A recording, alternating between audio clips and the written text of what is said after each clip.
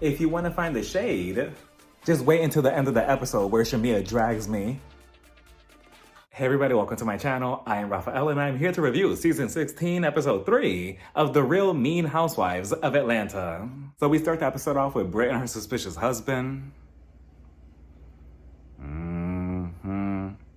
And they're having a dinner with his sister and her family, so they come on over, they sit down, but before that, we get some interesting fun facts from Brit in the confessional. She lets us know that she used to be a video vixen back in high school. Yeah, I don't think that's right, Brit, but okay. She also lets us know that she used to be in a relationship with Rick Ross. And I'm like, what, Brit? You and the boss? Huh. Wow, okay, Brit, look at you. But she knew that that was temporary, you know, that was in the past. She wanted a man, a strong man, a manly man. So unfortunately, she settled for Michael, and now here we are. So they're sitting down, the sister, she starts asking her, so how was it meeting the other peaches on the show? Brit goes on to say, well, they were all nice, except one. Kenya, the iconic Moore, she actually came for me, but as long as she, you know, she keeps it cute, we won't have any more issues between us. Isn't that right, baby? Here goes suspicious Michael. Ooh, this lobster tastes good. Can I get a napkin? Just threw off the whole entire scene. You know, Brit probably kicked him underneath the table like, babe, that wasn't part of the script that we went over last night. The sister asked Michael about the baby situation between him and Brit because he wants to have a baby girl. But he shut the whole conversation down. He was just like, this is not the right time for it. Like, we're in the middle of dinner. Like, we don't talk about that topic right now. Like, can we please have some respect? Michael, it was really never that serious. Like, relax. The food's not going anywhere. That's your sister. She was just asking you a question. Relax. What are you hiding? So then Brit, she takes the sister to the other room. We find out the reason why she went into insurance in the first place was because of her father. Her father was in this very unfortunate situation with his insurance that caused her to, you know, start up her own. On top of that, she also brought her sister into the business. But just like any other business, when you mix family and business, it could get messy, and that's exactly what happened, and I believe that they actually had a fallout. So that's sad to hear. But going back to that video vixen conversation, you know, that was always one of my goals, one of my dreams in life, to be a video vixen. I always wanted to be in a music video so I could be like...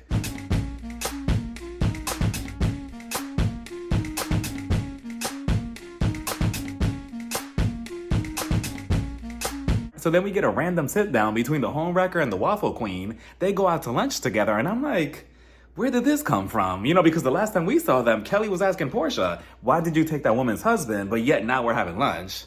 But it's because Kelly's having this main event that she wants Porsha to come to, so she wants to clear things out with her before, you know, the actual event. So now they sit down to have lunch. Porsha, she tells Kelly, I'm not sure what personality I'm getting from you today, Kelly, because you have a couple of them. Oh, a couple of them, really? Yes, really. Loud, louder, and loudest. So then Kelly was just like, well, you know, the only reason I asked you that question about you taking that woman's husband was because of your friend Shamea. Me, her, and Brit, we went out the other night, and Shamea was actually the one that advised me to go up to you and ask you to your face. Here goes Porsha.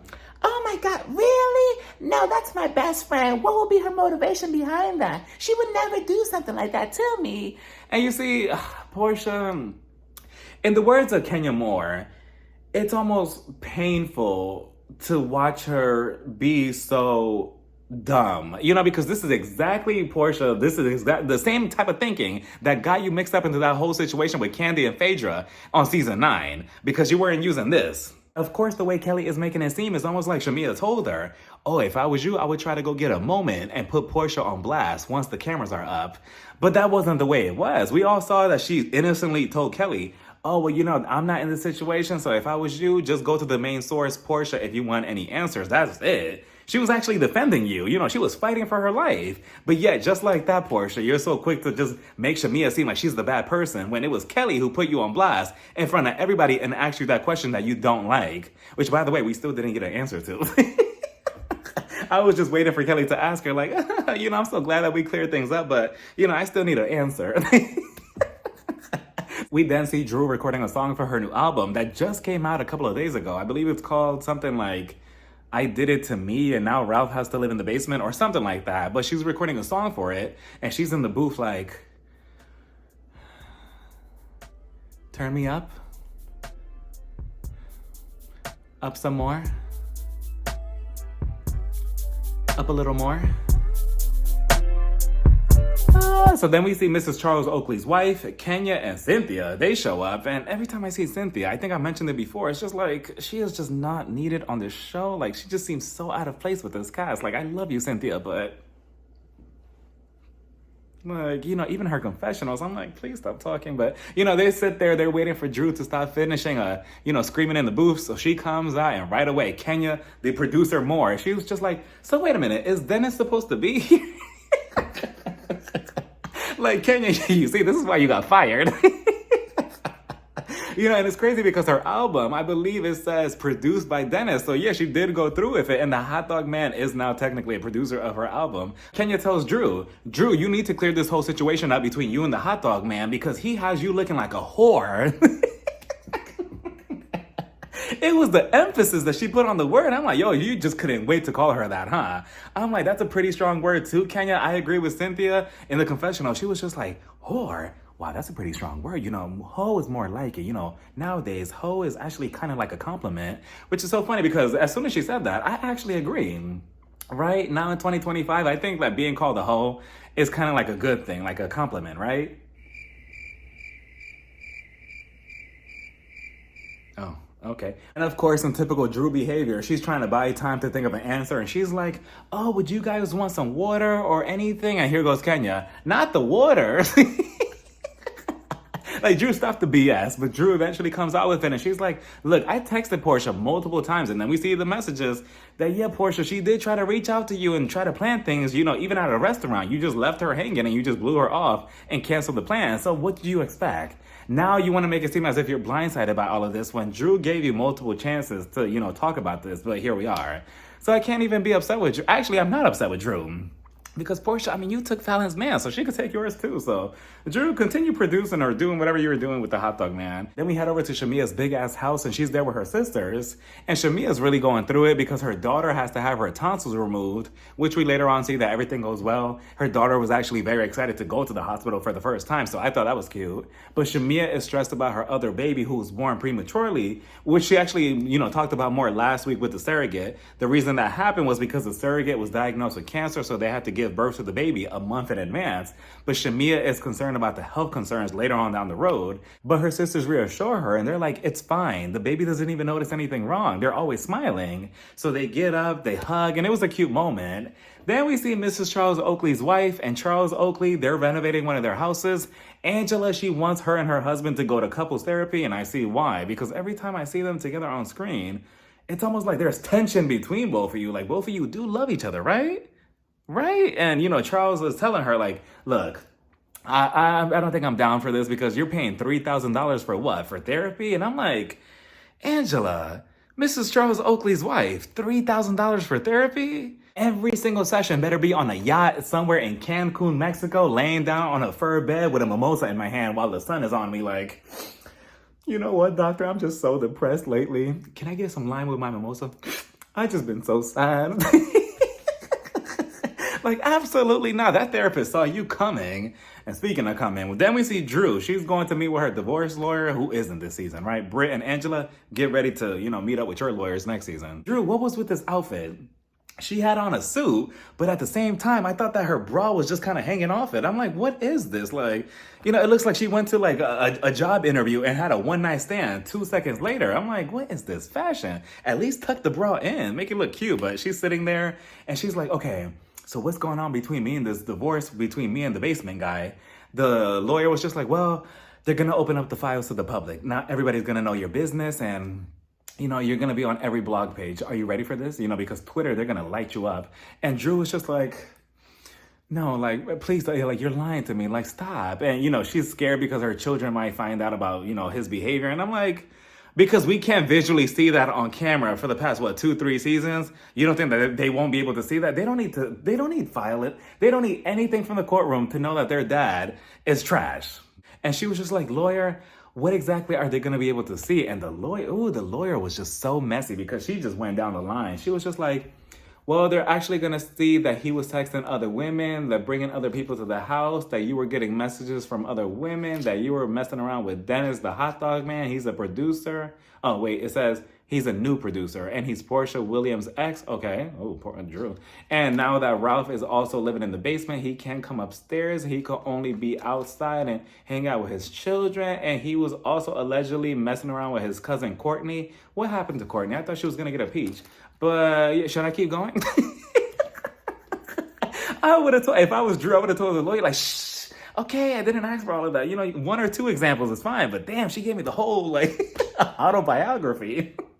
Speaking of therapy, we see Porsha and her mom. They're going to therapy because Porsha still feels heartbroken about this whole situation with Simon. So she tells the therapist, you know, my marriage with Simon is completely different than my first marriage. I just feel like I don't even know who this man is anymore. No, you know exactly who he is and exactly what you were getting. It's just now he doesn't have any more money, so now he has no value to you. So then her and her mom, they start talking about the whole situation with Shamea and how Shamea supposedly set Porsha up by telling Kelly, oh, go ask her that question. And it was just crazy the way they were talking about her. Like, you know, both of you are best friends, and just like that, you'll just switch up on her like that? Just because Kelly said so? What if Kelly was lying? Like, you know, mind you, Kelly was the one that had bad intentions with you. We saw that Shamea was trying to defend you. And Porsha's mom, the nerve of that woman, she was telling Porsha, well, you know, I did always tell you, you know, when a dog brings back bones, you know, you have to look out for that dog. I'm like, wow, calling Shamea a dog? That is crazy. You know, and side note, I always wondered, you know, how parents are supposed to say nice things about their children. Like, you know, I'm so proud of them. I'm so proud of this. They're good. They're that. I wonder if she ever thought anything different about Porsha when the whole situation between her and Simon first broke out.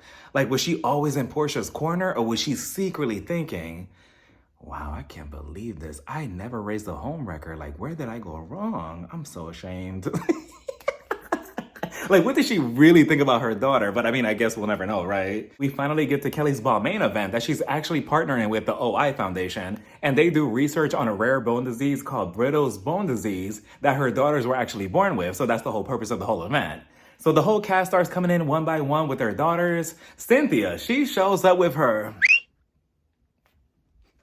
You know, but she looks good. We see Kenya, we see Porsha, Shamea, you know, they're talking. Porsha, she asked Shamea, So wait, what's going on between you and Mrs. Charles Oakley? Is everything okay? Shamea was just like, you know what, I'm not even paying attention to her and her 99 nose. And I just don't understand, what does that mean? Obviously, she's talking about a nose job. What, was a nose job popular in 1999? Like, please help me understand. But I think I understand just from the context clues. I'm like, what does that mean? But, you know, eventually she just kept making fun of Angela's nose job. And Shamea, it was just very unnecessary. Like, I get it that, you know, what Angela said last week was unnecessary, but do you really have to go that low? Yes. So, you know, they're over there and everybody's shopping, and I just love seeing the price tags of everything. You know, Brit, she was just like, can you give me these two? And then we just see $3,000 for, you know, a raggedy shirt. And I'm like, ugh. You know, I just love the luxury and the money. You know, if I was at this event, I would have been like, Kelly, can I get one of your cookbooks?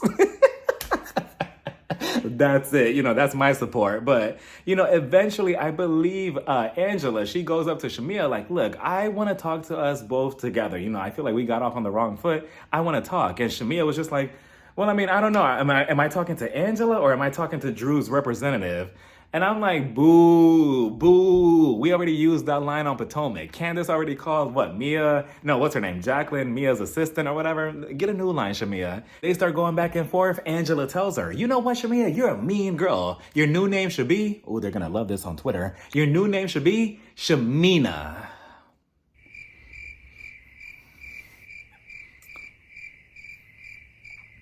Get it? Because Shamea is your name, so mean in the middle is Shamina. Get it? You just know, you know. She practiced this entire delivery the night before for hours to her husband, just walking back and forth like, you're a mean girl. Your new name should be Shamina. Okay, Shamina. Your new name should be Shamina. Okay, if she says this to me, I'm just gonna say her new name is Shamina. Like, she just couldn't wait to come out with it. And you know, as soon as they wrapped this whole entire scene, she was probably driving home like, yes, I just so did that. So then Shamea, she was quick with it. And she was just like, oh, please, no, nobody's worried about you. You know, you need to take it back with your 99 nose. And Angela was quick with it. She was just like, okay, Flavor Flav. Now, when I first saw that comment, in the previews, I'm just like, okay, what are you trying to get at? I really thought with that comment, things were gonna go completely left. But then she explained herself in the confession, and I'm like, oh, okay, now I understand why she called her Flavor Flav. Because Flav, first of all, Flav, the same wound, Flav, the same wound. Like, you brought New York back twice for what? To what? To shit on her? Like, just poor New York. But, anyways. But, so she called her Flav because Flav is a hype man. So, she was calling her Porsha's hype man. And, Porsha is Chuck D. So I got the reference. And I'm like, okay, Angela, I see you. 1 point for you. Shamea walks away. She's telling everybody else, like, what happened, what just happened. She's telling Porsha, I don't really care about her. She's over there looking like LaToya Jackson. LaToya's watching from home like, now why am I in this? Like, what did I do? it's just so unnecessary. Like, leave LaToya out of it. And Angela looks good. So, I'm not really sure what we're really getting at here with that. So, that was that. Then we see Drew. Drew looks really, really pretty with this bob. She comes in, she's mingling around. She also has her sister. Her sister's there as backup. And I'm like, it doesn't matter if you bring her sister. Porsha has Shamea. Well, Shamina, according to Angela. So, it could be a 2 for 2. She goes up to Porsha like, Porsha, I think that we should talk. Now, under any other circumstances, I could understand, okay, let's have a conversation. We're filming a show. But everybody's daughters were there. And I just feel like it was just very inappropriate timing, Drew. Like, we literally see Brooklyn right next to Porsha. And you want to have a conversation with Porsha like that? Like, your daughter's there. Everybody's daughter's there. Like, what are you doing? So then Porsha was just like, no, I think that we should talk about it at a different time. No, we're going to talk about it now. No, I think that we should talk about it now. And then Drew just consistently just insists on talking about it now. And I'm like, Drew, you need to let it go. You need to let the mouse go. Kelly says that the event raised $30,000 for the cause. So that was good. That was a success. And you know what I kept thinking the entire event? I just kept thinking, like, I wish that Marlo was a part of this cast. Like, she would have fit in so perfectly.